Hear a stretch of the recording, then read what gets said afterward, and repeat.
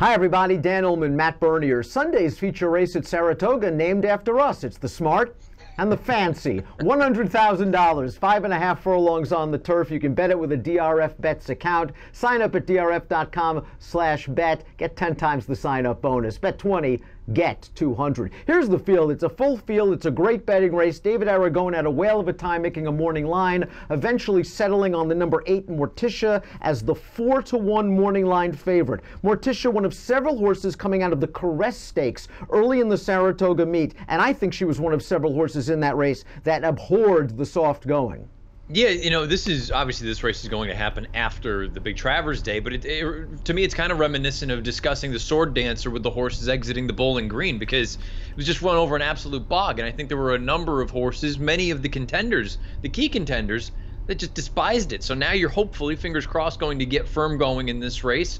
And I think it could be an entirely different story. And listen, we know Morticia. She's a horse that runs between 92 and 94 buyers like clockwork. For her to throw in a dud like that, a 67, really with no explanation other than the soft ground, I think it had to be the ground. If it's firm, we can expect a return to the good Morticia. I'm just not sure she has such an edge even on firm turf, though, that I want to take too short a price, and she is the morning line favorite. Let's take a look at the Timeform US pace projector for this race. 5.5 furlongs on the turf. I would have thought we'd have a red bar, but we don't. Girls Know Best, the number 7, is expected to make the lead, and a similar situation as Morticia. Here was a filly who was in razor-sharp form. She had won 4 out of her last 5 races going into the Caress. She made the lead. She had to go fast over that soft turf, and she paid the price. I'm throwing it out. She's won 10 of 17. I was going to say, I mean, you know what she is. She's better than that. Now, I don't know that she's the 106 that she earned down, or the 103 rather, that she earned at Keeneland earlier this year, but she's rock solid. She's going to show up with probably a high 80, low 90 sort of figure. Perhaps that's good enough to win in a spot like this. I disagree with the pace projector. I think there are too many horses that want to be forwardly placed. Perhaps it's not going to result in a red bar, but I think you're going to have a pretty hot and contested pace on the front end, and I think it could make it, put it this way, I think it's going to make it a fair race where if you like a horse trying to come from off of it, you're going to have an opportunity. I agree. One of the exciting contenders in this race is the undefeated number 5, Tilly's Lily. She is a perfect 4 for 4, and talk about well-traveled. Gulfstream, Santa Anita, Belmont, and she hasn't even run in a stakes race just yet. Her last win, it was like breaking sticks. I know she got an easy lead that first quarter mile, but she was just under a hand ride to beat Miss Gossip, a horse that came back to earn a 90 buyer speed figure in her next start. Yeah, and there were some other decent efforts coming out of that race as well. Wheatfield, the 3rd place finisher, an 84, and the 4th place finisher, an 85 buyer. Look, the thing that is most impressive, she has won 3 sprint starts. She's undefeated, obviously, 4 for 4. 3 turf sprints, 3 different configurations, 3 different distances, 5/8, 6 furlongs, and 6.5 down the hill. I think it takes a seriously talented racehorse to be able to do that, and guess what? She may be able to add to it here with a 5.5 furlong race. Chantelane, the number 3, finished ahead of 5 of these common foes in the Caress, but it sure seemed like she handled that soft going. She got a really nice trip under Ricardo Santana, finding the pocket going into the turn, easing out in the lane, and boy, she had every chance to run down Ruby Notion. I know they were going pretty fast early, but she couldn't get it done. It was a good effort. I'm not really sure I want to take her off that effort, though, a career best buyer over just a really testing and tricky track. Yeah, you know what? I guess I'm going to be a little bit kinder. I agree with you that I felt like she handled it more so than other horses in that Caress.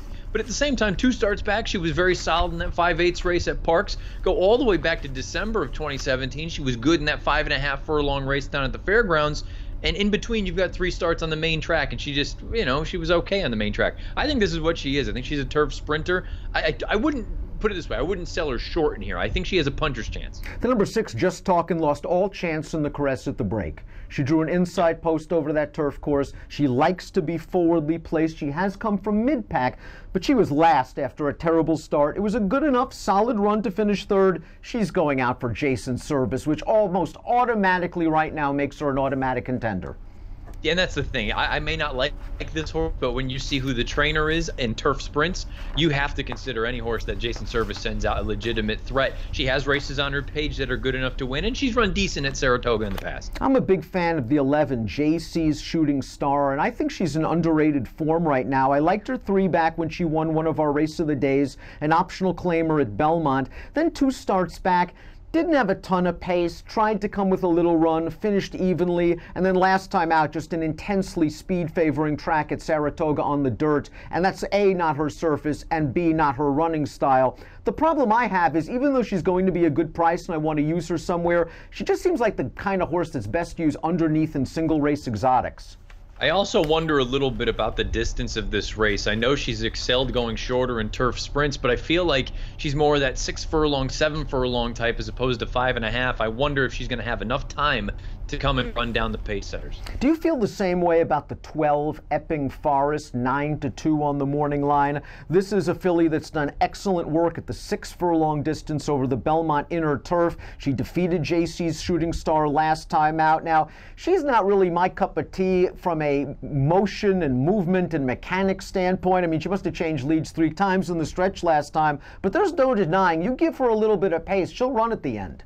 Yeah, she might just be one of those goofballs that they go out there and no matter what, they're going to run fast. I think these turf sprints, clearly this is what she likes to do.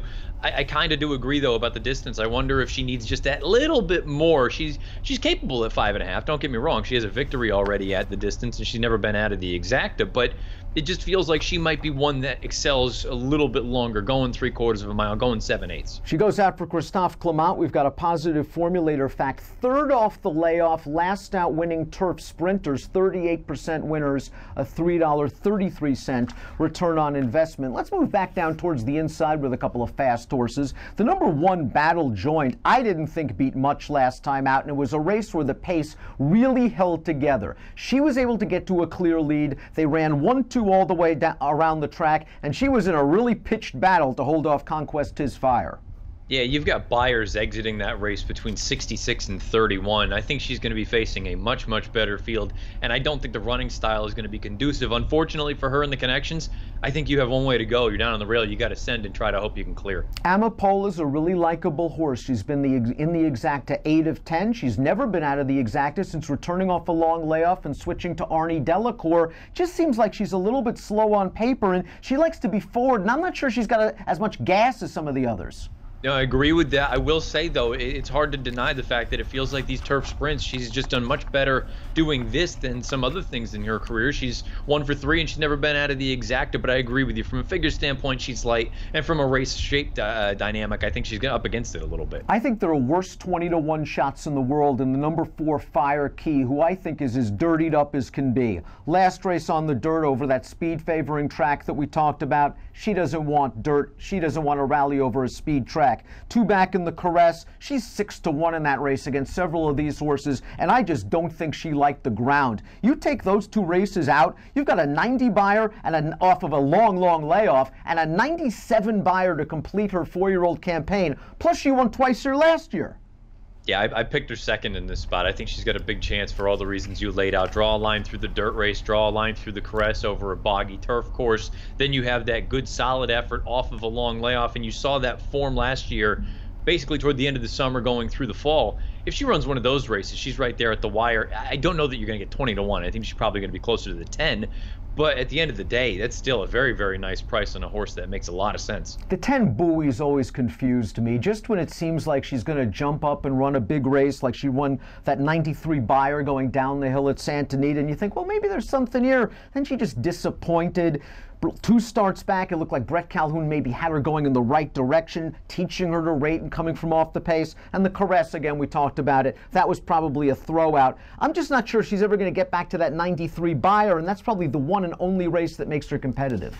I was going to say, it's going to take a low 90 at the very least to get the job done. And here, if you think she can get back to that, she certainly has a chance. She's run well at this sort of distance in the past. She has a victory, but it's just one of those things. I think she's going to need a career best effort. And again, in a field this salty, don't know that I want to just bank on that happening. Let's take a look at our top selections for the $100,000 Smart and Fancy Stakes. You like Fabian in here. Fabian's got credentials. She's done some excellent things on dirt. I mean, listen, she was second in the test in 2017. She's pretty good. And her one and only turf start, now I know she got an easy lead that day going 7, but the horse that beat her, La Sardane, she'd be odds on in this field. Yeah, she's going to be taking on the boys over the weekend up at Woodbine in a graded stakes race. I just thought that was a pretty solid effort. You're right. She got away with a pretty soft pace, but considering it was her first start ever on turf, there is a little bit of turf as far as the pedigree is concerned. You can see that there's Freud on the bottom.